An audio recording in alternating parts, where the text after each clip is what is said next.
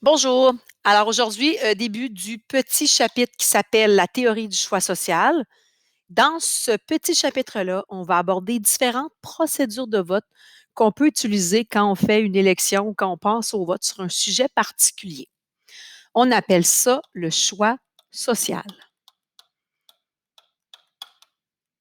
Quand je vous fais voter sur un sujet particulier, comme par exemple ici à l'école, on pourrait faire voter les élèves à savoir quel est leur événement de l'année en vue du gala de fin d'année. Il y a différentes manières de récolter les votes et de les traiter. Et dépendamment de la façon dont on va les traiter, dépendamment de la procédure de vote qu'on va utiliser, le gagnant pourrait être différent. Donc, dans un monde idéal, avant de passer au vote, il faudrait que les participants sachent au départ le moyen choisi pour désigner le vainqueur. Question d'être le plus transparent possible là-dedans. Par exemple, au niveau fédéral, quand vous serez majeur, vous irez voter dans votre circonscription, à savoir quel candidat ira vous représenter au fédéral.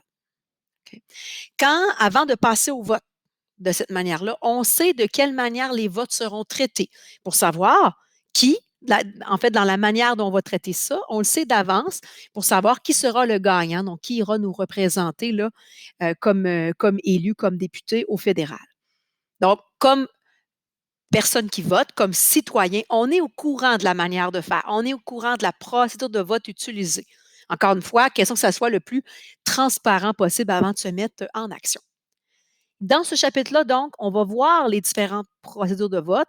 On va voir quand on applique quelle procédure, parce que ça peut différer de la manière, de la façon dont on va poser notre question et de la manière dont on va récolter nos choses. Là. On peut utiliser certaines procédures, d'autres non. Donc, on va aborder ces différentes procédures de vote-là. On va voir quand on les applique et comment on les applique.